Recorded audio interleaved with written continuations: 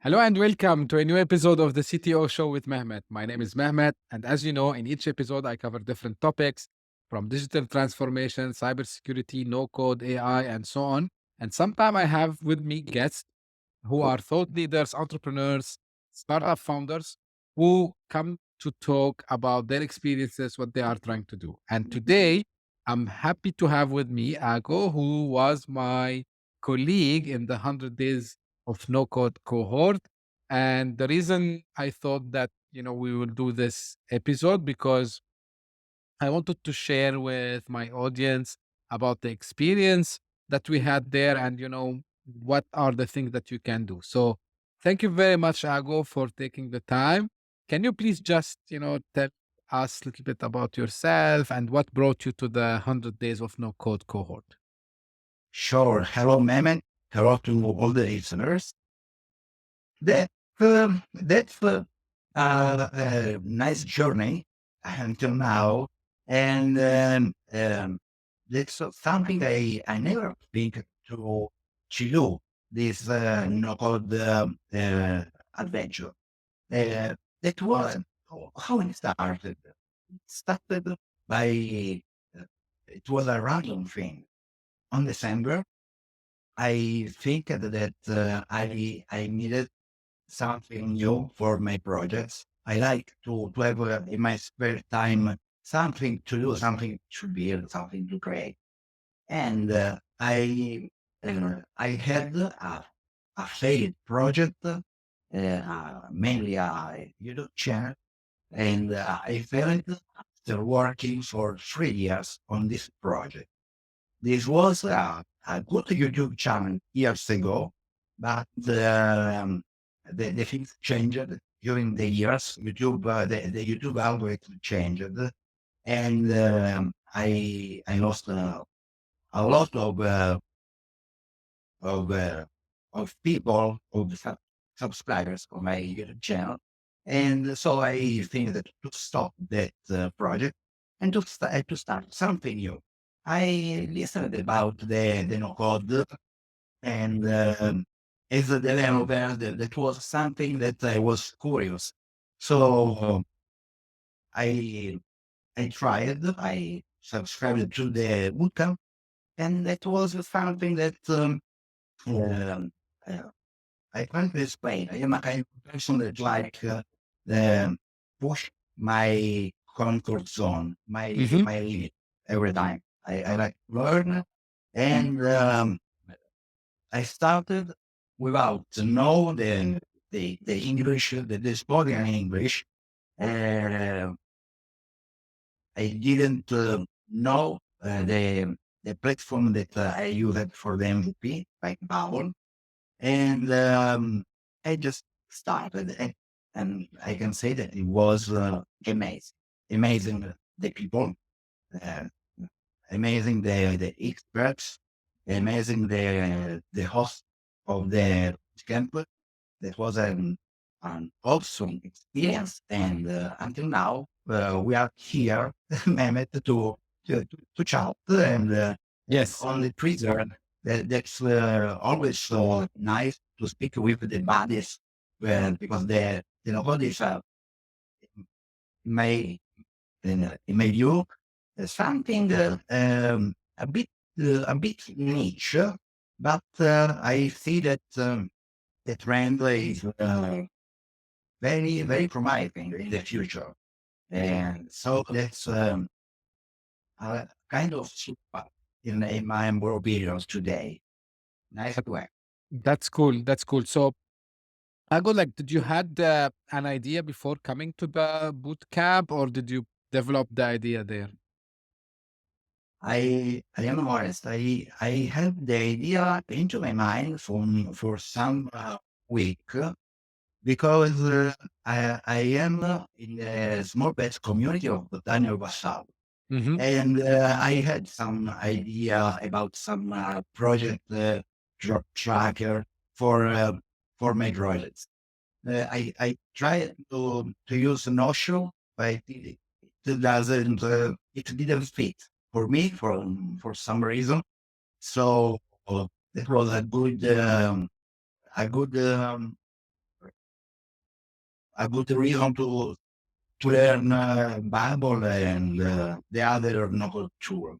Okay. So do you use Bubble to build your MVP, right? Yeah. Yes. Okay. And like from Europe, because I was also there, and even before joining this course, I don't claim I was expert, but I used to see a lot of no-code tools. But what really, I mean, what was the reason that you choose Bubble, not other tools? Which uh, what make the Babel Your choice, yeah. okay. As a developer, that's the closest thing to the tools that I use for on my job. Okay. I am a Microsoft developer, so I have the Visual Studio, like Mm, um, the role model for the integrated development environments for me. So Bubble is something very, very similar in some aspect I agree. and fun. Okay. Okay. So, like, just for the sake, because maybe there's people who are interested in joining, to just give them some sneak peek, I would say, what was, the biggest challenge for you? But and at the same time, how you crossed this challenge? How did you overcome this challenge? Okay. I am I am I am a kind of developer. I am a backend developer. Okay, so I am fluent to write the code, but the visual aspect tricky for me. The content is very tricky. It's one other animal. If you are a backend developer, it's one other animal, and it's a problem because the web today is all about the front end framework. And to learn that for me, it's hard because I should require some months to learn to master that. So for me, Power and Deno tools in general, uh, it's it's a way to speed up the things. You don't waste time to learn all the development stuff. You have the idea, a business idea, and you go straight forward to the market to test your idea. That's amazing, man. That's Yes. great. Yeah, and you have an idea machine, I remember.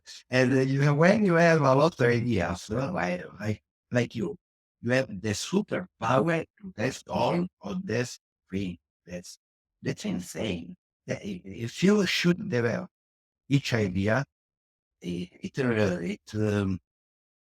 takes months. I mean, Yeah. if you just want them to be, uh, you should go to the novel tools. That's a must today for me. So, yeah, you you have the speed. Yeah, yeah. So Yeah, just to also like add to what Ago is saying, uh, uh, in today's world, it's very important to come up fast, right, and change fast. yeah, So this is what I think Ago is mentioning.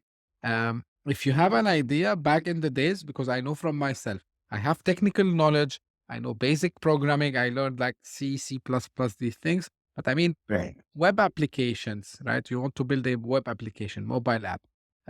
Think about, as they call it, the iPhone moment, 2007, 2008, that time, and then the Web 2.0, right? At that time, I had a lot of ideas. There was no code tools. This is what Ago is mentioning now. You have the idea, okay, first you need to find the developer, you need to find the designer, and then you need to bring these two people together, and then you need to start to do the coding, and then you need to come up with an MVP. And this process was so long. So, just to give you a sneak peek of this cohort, what we did, all of us, we came somehow with ideas. Myself, I came up with ideas during the course itself, but we were able to finish it in just 2 weeks, because the first 2 weeks is just knowledge, and then you have 2 weeks to come up with the idea and build it. So this is very, very powerful. And this is where I want to ask you, Ago, the next Yeah. question. Now, how did you validate your MVP idea? How did you get the feedback that, yeah, what I'm trying to build is something people might want? Okay. I am right now just in the phase of, yeah, I am still building. Um, I am still so slow. I am working to to be um, quicker. I know that's a limit of mine as a developer. I am a perfectionist. Okay, so that's one of my defects, and I am working on that. Okay, so to validate, my first things is to collect all the emails, through the Yelp page.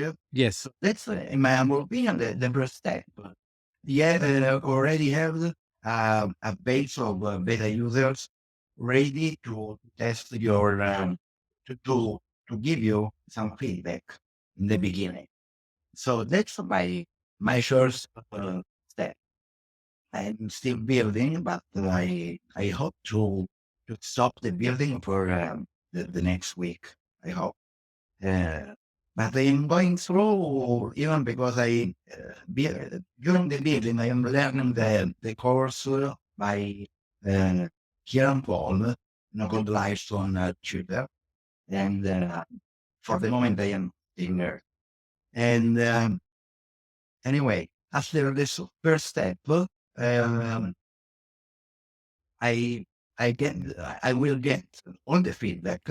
I will try to improve the MP, and I will try to spread the word on Reddit, on the other community, on Discord. That will be the next step. I'm stuck still now to finish them. Yeah, that's good. Good luck with that. Now, Thank you. what I want to ask you, Ago.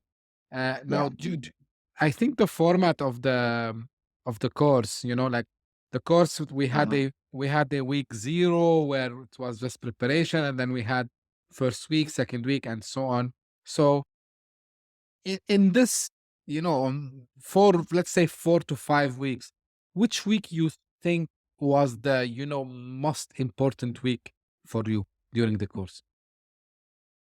The most important was for me the one where Dan Perry had his workshop, and there was some wisdom gems about the startup mindset, like think to your first 100 users.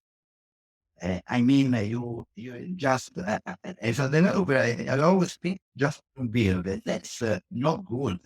Uh, I thought for me, I should think more about the user, the final user, because the uh, the product should give value to the final users. AI should not build just for the sake to build. And as a developer, as I am, and I think to going deeper. For example, there was an exercise by then where you start with a generic idea of your user and you start to add the details Yeah. about this kind of user. That was outstanding for me. That was a game changer about the mindset where when you build this kind of thing. And that's something that I would like to spend time in the next weeks uh, to be better uh, about this kind of things. It Yeah. was amazing for me.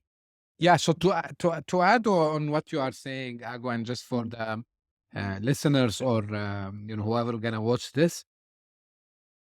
this course, I mean, I'm not just praising this course. Any course, I mean, the no code concept itself, what it will teach you multiple things. One of the things that Ago is pointing to is you become a product manager. A product manager is someone who is a bridge between the end user, trying to understand these guys, what they want, what the client want, what the customer want, and then you go convert this into whatever you want to call it, code, you want to call it no code, it's up to you. So this is, I think, the importance of this course is that every one of us became a product manager, because you need to put and if you remember, Ago, it was in week 3, I believe, where we had the scoping of the Yeah. of the MVP. So you need at least to say, okay, in the first version, call it version 0, let's say, or version 1, whatever you want. So you need to Yeah. have, let's say, at bare minimum, of course, sign up, sign in. I need to have, I know, like you have this small bets thing, I go. So I need to have Yeah. like 1, 2, 3. This is must have. And then you remove all the other things. You say, okay, this is will come in the future. So at least you create the Perfect. right. And then the next one, Yeah. which is Ago was pointing to, is you need to get feedback from users and try to iterate based on this. So this is very good. And I'm happy, Ago, because you are coming from a developer perspective. Because, and this is my question to you, some people, they, you know, I would not say they are negative, but, they say, oh, you know what, this no code is, well, it's like a joke and there's nothing that will replace. So, yourself being a coming from a developer background, what you would say to someone who's interested in no code and he's hearing these, opinions? Okay. That's a cool feature because and I have I have one thing. Then no code is an opportunity uh, both for technical and non-technical people. If you are a technical people like me, you still have some problem. In my case, I can read the code, but I don't. I struggle really about the front end part. So even if you can code and you want to go in the and want to have fun with the web applications, then code is a great opportunity. And so, someone, like you said, be negative about this thing, like thinking it's a joke, a game. I, I don't think so. And because when you have a lot of resource, okay, you could say, okay, I learned to program. You have the time, okay. But when you have little time, a little budget, uh, just few resources, you can't waste the most important is the time. So the hold is really important. Even in my head, I have a family, so little time, hobbies, and I could not ship anything related with the program. That's not possible for me. I don't have the resources. So the Denocode is a great uh, chance to ship multiple things. So that's I don't see negative aspect about that. Yeah, yeah. To add to what you are saying, Ago, and the way I look Yeah, at it, is it's all about the no code movement is to enable people from non-tech background, and I will come back to me and you because both we have technical backgrounds. I will open another parenthesis for this. yeah, But the main idea is how someone who doesn't have a technical background can build an MVP. And I highlight and underline the word MVP, which is minimal viable product. So because this guy, he's a smart guy. He has a business idea, but he doesn't know or she doesn't know how to code. So MVP, so sorry, no code tools help to bring these ideas to life, right? Now, later on, what will happen? That's another discussion. Now, for technical people like Ago or myself, I will talk a little bit about myself. Um, I have the know-how, right? I know that if I want, I can learn, for example, I don't know, React as a front end. I can learn, some cool, Yeah, fancy, Angular, yeah, yeah. JS, that's kind of thing. But, but, by the time I'm gonna learn this, my idea will become outdated, right? So you need to be fast to the market. You need to evaluate the Yeah. idea as fast as possible. And this is where it's important to have the tools. And same applies to Ago, because Ago, I understood from you, like, you have the back end part, not the front end. I was bad at both. I would say you're lucky, at least you have the back end. I have no the back end, not the front end. Actually, the front end is a bigger problem for me, and this is why, for example, myself, during the boot camp, and now I'm choosing software. Yes, I know it has maybe few limitations. I cannot customize it the way I want, but it's okay, like, and this is where, as you can see, guys, from this conversation that I'm having with Ago, don't be scared. Just start. You know, your idea with no code can really become a reality in no time. Really, it's in no time. And this is why, and this is will be Ago, our last question for today.